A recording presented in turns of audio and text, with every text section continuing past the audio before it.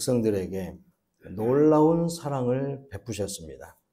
그러나 그의 백성들은 하나님의 사랑을 왜곡되게 받아들였습니다.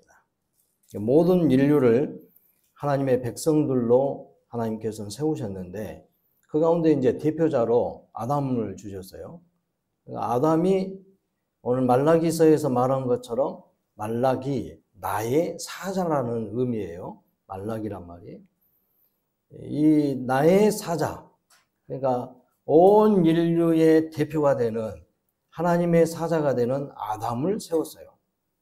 그런데 아담이 대표자로서 또 하나님의 사자로서 하나님의 백성들을 또 온 인류를 온전하게 다스리지 못하고 하나님의 뜻대로 다스리지 못해서 결국 범죄하여서 하나님과 결별하게 되는 엄청난 일을 초래하게 됐죠.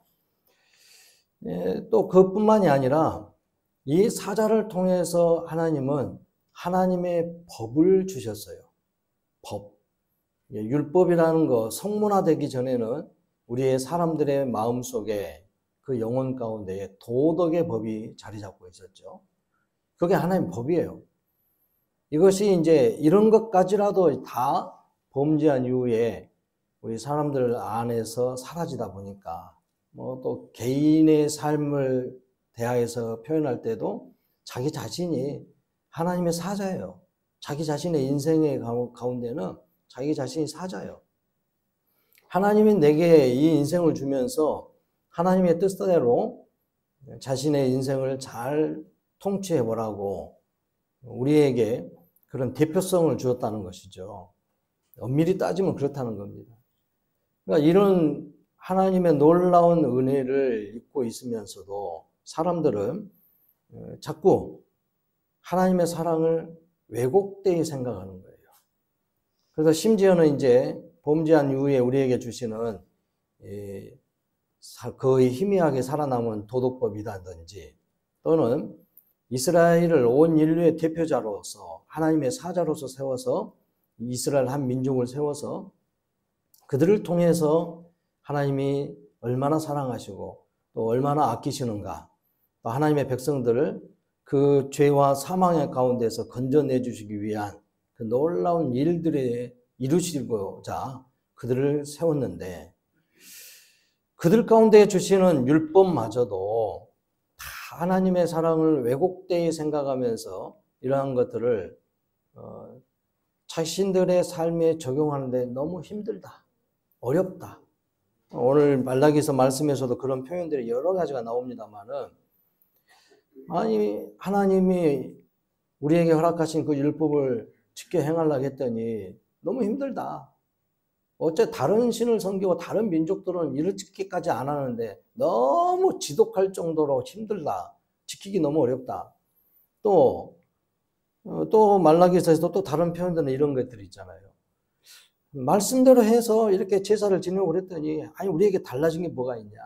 우리에게 주어진 은혜가 뭐가 있냐. 내게 달라져서 복된 일들이 얼마나 나타나느냐.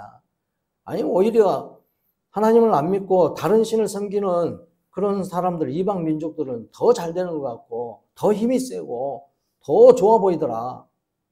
도대체 우리 하나님은 어디 계시냐? 이제 이러한 그 말라기 선지자가 이 말씀을 전달할 때에 그 시기는 이제 학개 스가랴하고 같은 동시대 사람이다고도 말하기도 합니다.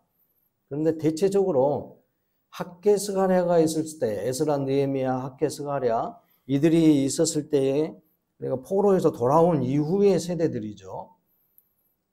70년 포로 생활에서 돌아와서 이후에 예루살렘을 회복시키고 다시 세워나가는 이 이스라엘 백성들에게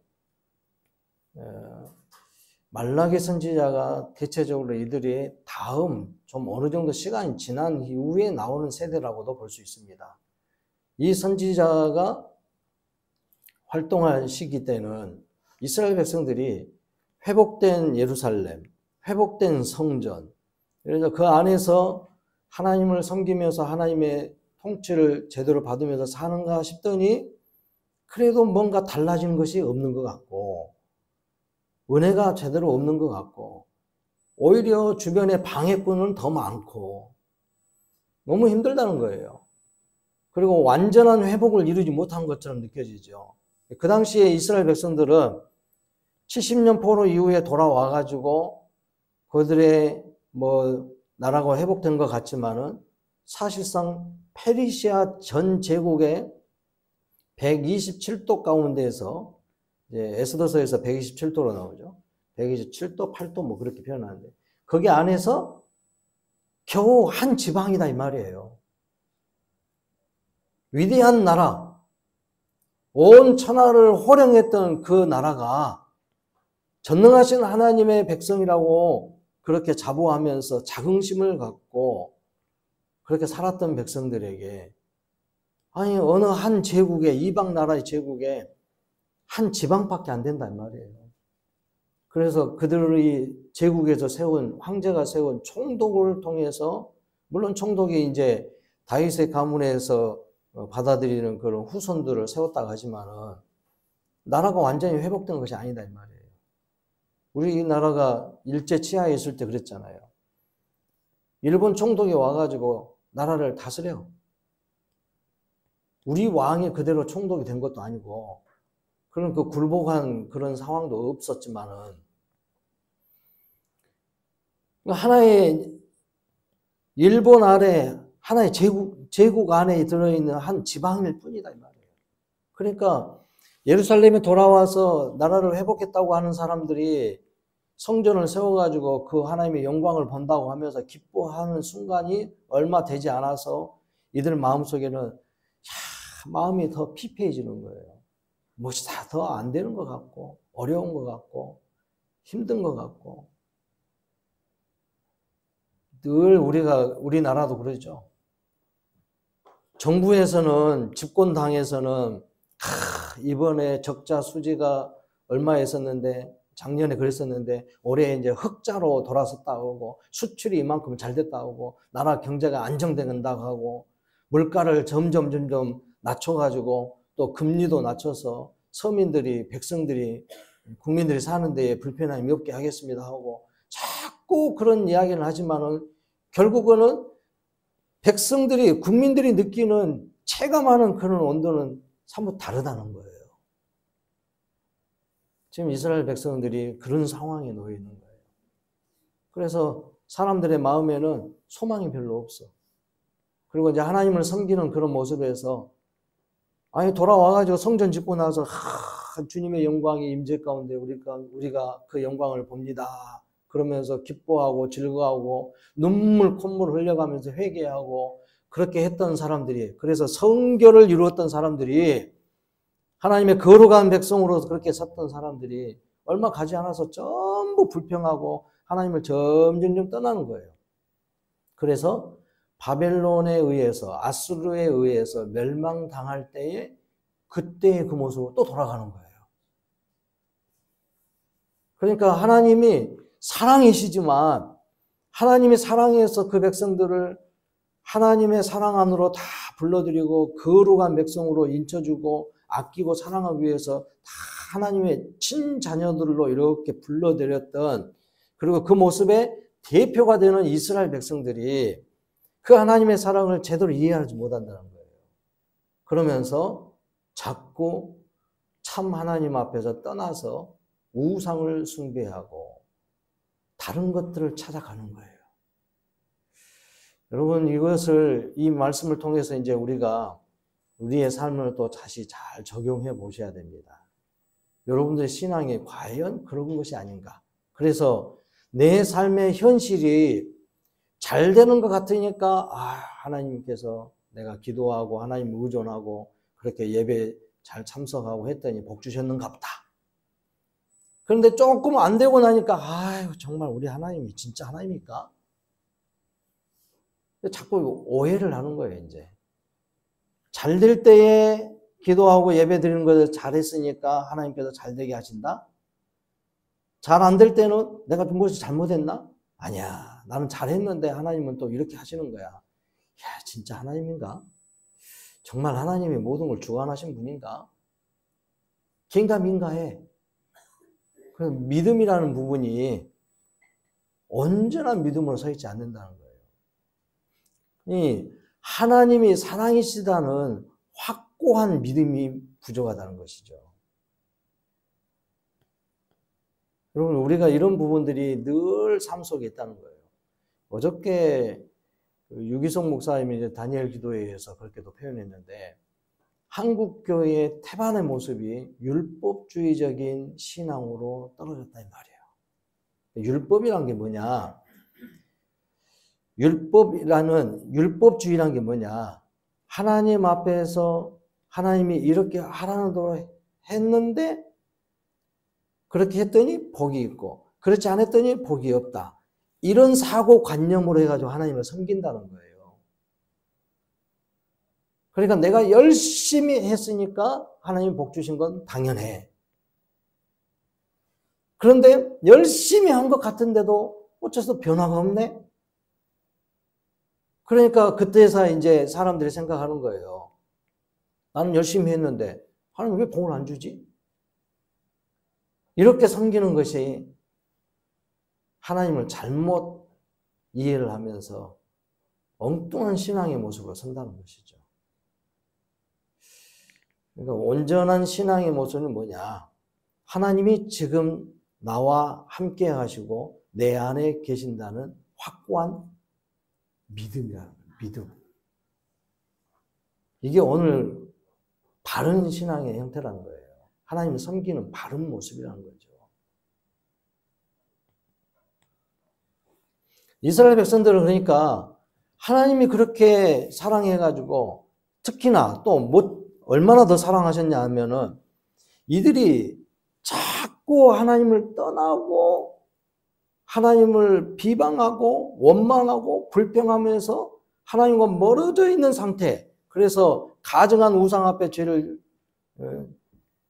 그들을 숭배하고 그것을 섬기면서 하나님을 겸하여 섬기기도 하고 하나님을 아예 떠나버리기도 하고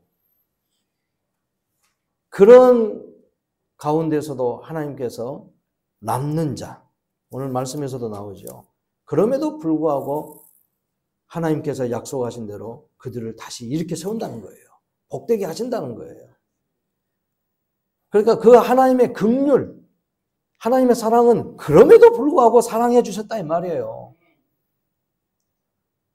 그 사랑에 대해서 이야기하는데 지금 이스라엘 백성들은 자신들의 현실의 상황이 돌아와서 잘 되는 것 같은데 또 이 모양이네 그러면서 자꾸 또 다른 신을 섬기고 다른 것을 찾아다니는 그런 행동을 하면서 하나님의 사랑을 잘못 이해했다는 거예요. 그러면서 하나님을 섬기는 일, 믿는 일을 잘못한다는 것이죠. 그래서 그런 사고가 가득했던 시대에 선지자를 보내가지고 이렇게 말씀하죠. 1장 2절에서처럼 주께서 어떻게 우리를 사랑하셨는지 너희들이 아느냐. 그러니까 하나님이 너희를 얼마나 놀랍게 사랑했는지 아느냐 하고 물어보니까 이 백성들이 하는 말이 지금의 상황들, 현실의 상황들이 자신들이 생각할 때는 너무 힘들고 어려운 거예요. 그래서 심지어는 그들의 생각 속에는 뭐가 있냐면 하나님이 우리를 떠났다? 이 정도로 생각했다는 거예요. 하나님 우리를 떠났대요.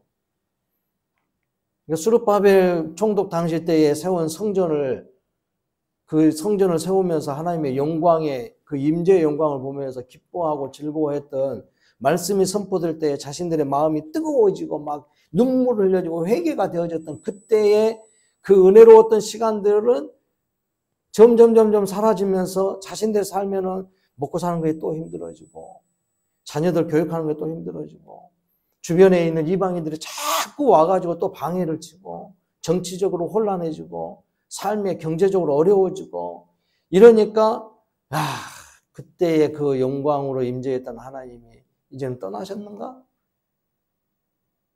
하나님을 어떻게 달래볼까? 하나님을 어떻게 또 우리에게 가까이 오게 하실까? 그러면서 이제 엉뚱한 걸 갖다가 섬기는 거예요, 이제.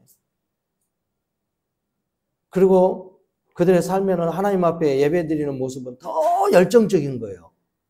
눈물, 콧물 막 흘려가면서 더 열정적으로 해. 그런데 하나님이 원하는 방식이 아니에요. 여러분, 우리가 이런 오류에 빠진다 이 말이에요. 하나님이 사랑하신다는 걸 아는 것 같은데 현실적으로는 무엇이 안 나타나니까, 어떤 결과물이 보이지 않으니까 하나님 진짜 우리를 사랑하는 게 맞아? 정말 함께 하신다고? 모르겠어. 그러면서 뭔가 더 열심히 해보려고 하는 거예요. 그러다가 또 지쳐. 그러니까 결국은 이제 포기해버리고 다른 신으로 찾아가게 되고, 이런 현상들이 이제 팽배하게 나타나는 거예요, 지금. 이때에 하나님께서는 분명하게 말씀하십니다. 하나님은 그런 가운데서 너희들을 사랑했다. 지금도 사랑하고 있다. 우리가 그 하나님을 끝까지 신뢰하며 믿는 것이 중요한 것입니다. 오늘 우리 안에 그런 믿음을 온전하게 세워나가기를 바랍니다. 이 백성들이 내가 너희를 얼마나 사랑했는지 아느냐 하면서 이들에게 이제 경각심을 깨우쳐 주는 거예요. 나의 사자라는 의미를 가지고, 그 용어를 가지고, 말라키, 나의 사자. 하나님이 보내주신 사자라는 게 어떤 거냐? 인류를 최초의 창조시대 때 인류의 대표자인 아담이 하나님의 사자였고, 그의 마음속에 들어줬던 율법을 통해서 하나님을 어떻게 섬겨야 될 것인가, 하나님이 어떤 분인가를 다 알게 했다 이 말이에요. 그래서 하나님이 기뻐하시는 대로 하나님이 주신 지혜를 가지고 만물을 통치를 하는 거예요. 자신의 삶을 그렇게 경영해 가는 것이죠. 그게 안 되니까 또 노아를 보내셨어. 하나님의 사자. 노아를 통해서 보존시키고 또 새롭게 시작하면서 그 노아를 통해서 하나님의 약속을 가지고 그 심령 속에 주는 그 법을 또 지켜 살게끔 해서 하나님 잘 섬기겠다는 거예요. 그게 또 노아와 그 가족들에게는 하나님의 놀라운 긍휼의 사랑이 있죠. 모든 것을 멸망시키는 가운데서 선택된 사람들 아닙니까? 보존된 사람들 아닙니까? 그것도 점점점 안 되어 가니까 하나님께서 이제는 온 인류를 구원하시는 그 길을 그렇게 구원하시겠다고 하는 여자의 후손을 통해서 구원하시겠다는 약속을 이루기 위해서 모든 민족의 대표가 되는 한 민족을 선택한 거예요. 그 시조인 아브라함을 선택하고 그 아브라함의 선택 가운데서 이삭, 야곱, 이삭의 두 아들 중에서 긍휼의 그 하나님의 놀라운 사랑을 깨달을 수 있는 아주 중요한 기점이 그거죠. 에서와 이삭의 아들인 두 쌍둥이 에서와 야곱 가운데서 에서가 장자니까 그 장자권을 이어받아가면서 모든 축복권, 하나님의 사자로서의 그 대표권을 가져야 돼 마땅한 거잖아요. 그런데 하나님께서 오늘 1장의 말씀에서도 뭐라 그래요? 에서를 버렸다 그랬어요. 그리고 에서를 미워했다 그랬어요. 누구를 선택했어요? 야곱을 선택했어요. 그러니까 지금 이스라엘 백성들은 누구의 후손이에요? 엄밀히 따지면 야곱의 후손이잖아요. 야곱의 후손이요. 에서의 후손이 아니다 이 말이에요. 야곱의 후손이요. 심지어 에서의 후손들은 어떻게 됐냐고 말씀 속에서 1장에 4절, 3절부터서 이렇게 나오죠. 에서를 미워했고 그의 산들을 황폐하게 했고 그의 산업을 광야의 이리들에게 넘겼다. 완전히 황폐되어 버렸단 말이에요. 망했어요, 망해. 그런데 에돔이 뭐라 그럽니까? 4절에서, 1장 4절에서 에돔이 말하기를 우리가 무너뜨림을 당하였으나 황폐된 곳을 다시 쌓으리라. 이렇게 말했다는 거예요. 그런데 하나님은 뭐라 그래요? 그 답변으로 너희들이 다시 쌓는다고? 하나님의 미움을 받고 하나님의 이 원수된 사람들은 어떻게 된다고요? 니들이 다시 세운다고? 내가 다시 넘어뜨리고 다시 무너뜨리라. 그렇게 말씀하시잖아요. 하나님의 진노는 이렇게 무서운 거예요. 그런데 그런 가운데에서 야곱은 뭐 대단했습니까? 야곱은 대단한 존재가 아니에요. 오히려 에서의 장자권을 빼앗아 버리는 더 나쁜 놈이지, 어찌 보면. 그럼에도 불구하고 하나님의 원래의 그 약속을 계속 이어가면서 그런 가운데서도 야곱을 사랑했다는 거예요. 야곱을 선택하신 거예요. 그래서 야곱을 통해서 나온 그 후손들이 이스라엘이라 이 말이에요. 그러니까 그 사랑을 받은 이스라엘이 애초부터서 아예 이렇게까지 성장할 백성들이 아님에도 불구하고 하나님의 선택에서 끝까지 붙들어 주셨다는 거예요. 이것만 생각해도 하나님이 세우신, 하나님이 그들에게 보여주신 사랑은 놀라운 것이죠. 그렇지 않습니까? 여러분들, 우리도 그 부분을 생각할 필요가 있어요. 이 많은 세상에 80억이 넘는 인구 중에서 현실의 가운데서도, 그 가운데서도 하나님의 영원한 나라의 영생을 주시고자 우리를 그 중에서 선택했다는 거예요. 아니, 대한민국의 광주 광역시의 서구의 덕흥동에 있는, 제가 요즘도요, 어떤 목사님들하고 만나가지고 오랜만에 만나면 목사님들하고 인사를 하면서 어디서 목회하십니까? 네, 덕흥동에 덕흥중앙교회라고 합니다. 그거 어디 있어요? 그거 어딨냐? 덕흥동이 어디 있냐는 거예요. 광주에서 사는 사람들 중에 덕흥동이 어디 있다요? 몰라. 몰라요. 저기 아직도 자기들을 송정리에서 산다고 하면서 송정리에 사는 분들도 어디 가시오? 그러면 나 광주가. 그런 분들은 그래도 전국적으로 소문났어. 그 도시의 이름은. 왜요? 저 송정역 때문에. 송정역 때문에 소문나 있잖아요. 그리고 광주 공항이 그쪽에 그 근방에 있다 해가지고 또 그래도 전국적으로 알려진 도시요, 거기는. 그럼에도 불구하고 알려진 동네야, 거기는.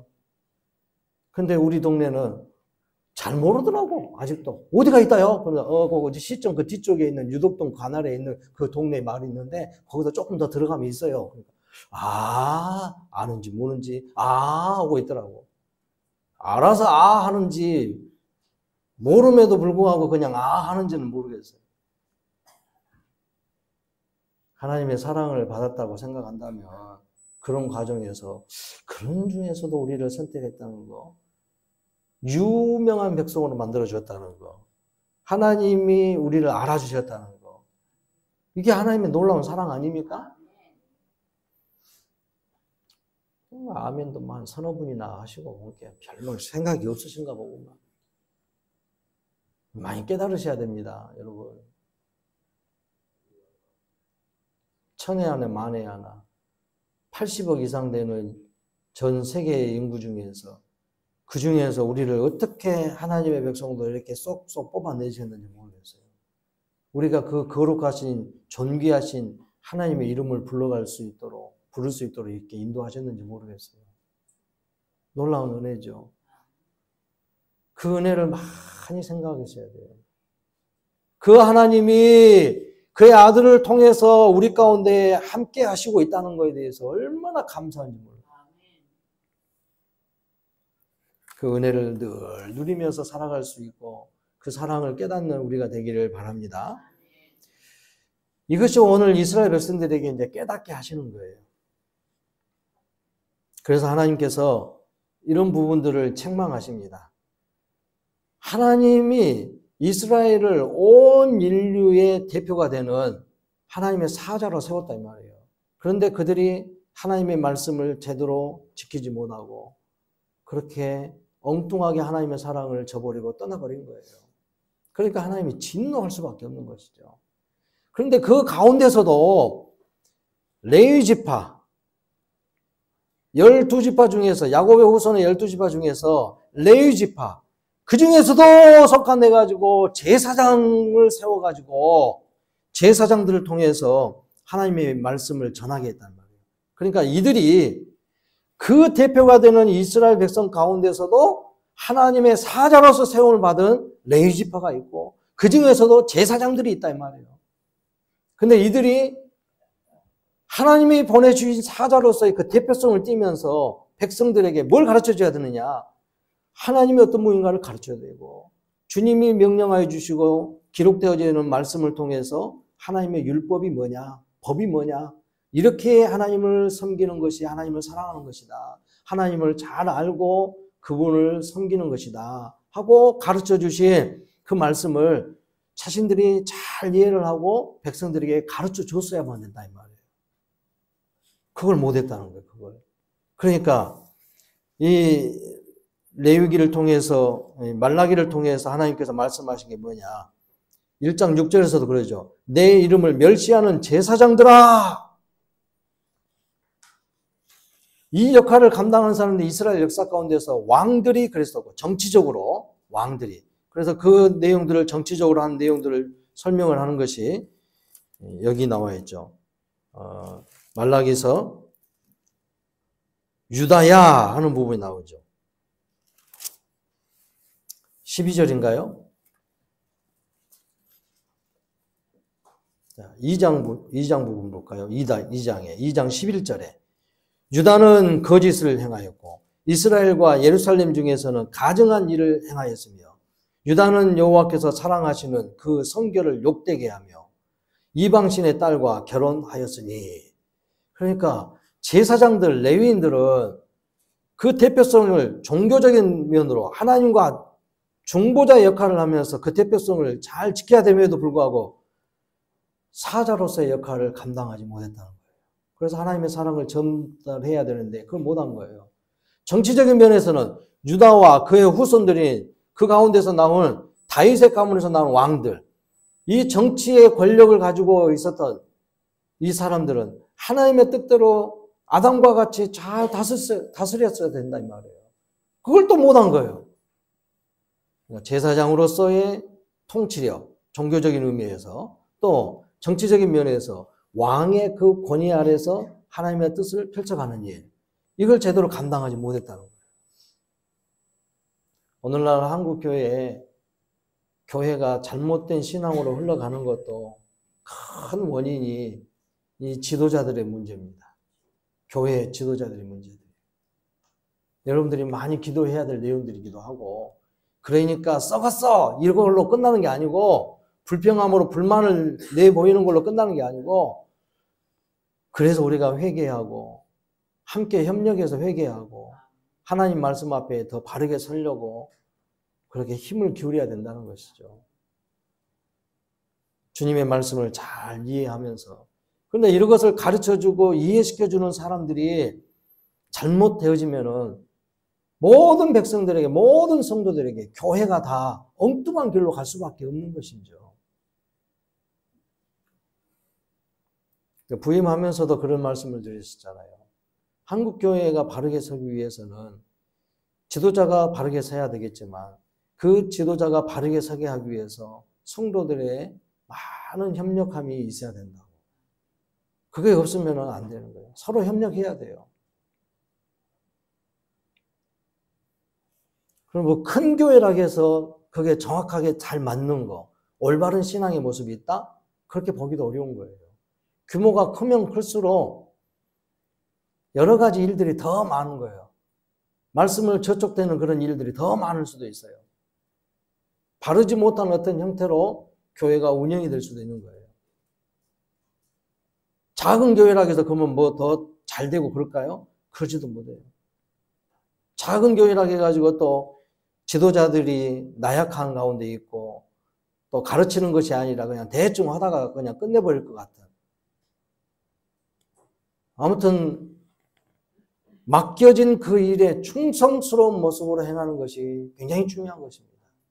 규모가 있든지 적든지 간에, 크든지 적든지 간에 그것은 하나님의 교회고 주님이 이끌고자 하는 하나님의 뜻이 펼쳐나가는 주님의 나라이기 때문에 그의 백성들을 위해서는 어디에서든지 지도자들은 더 성실해야 되고 충성된 모습으로 서야 됩니다. 그리고 그 백성들은 바른 신앙을 양육받고 그 안에서 세워져 가는 것이 당연한 것이죠. 이것이 함께 해야 될 일인 것입니다. 그러니까 제사장들이나 정치 지도자들이나 이런 사람들이, 지도자급에 있는 사람들이 하나님이 보내신 사자라는 의식의 그 개념에서 별로 바르게 서 있지 않다는 거예요. 이런 것에 대한 책임감, 사명감을 제대로 갖지 못하는 것이죠. 오늘 우리는 개개인이 다 그런 모습 안에 서 있다고 봐야 돼요. 개인의 삶에 또는 자기 가정에서 여러분들이 하나님이 보낸 사자예요. 믿으십시오. 여러분들이 하나님이 보낸 사자예요. 주의 말씀을 선포하고 가르치고 그 말씀대로 살아갈 수 있도록 자녀들을 양육해야 되고 가정을 위해서 기도해야 되고 그렇게 귀한 사명을 감당해야 된다는 것입니다. 우리가 다 말락이다 이 말이에요. 그래서 나와 내 후손들이, 내 가정이 하나님을 잘 섬기는, 하나님의 사랑을 제대로 받는, 그래서 하나님이 정말 사랑이시구나 하는 걸 알고 그 안에 서는 일이 중요하다는 것이죠.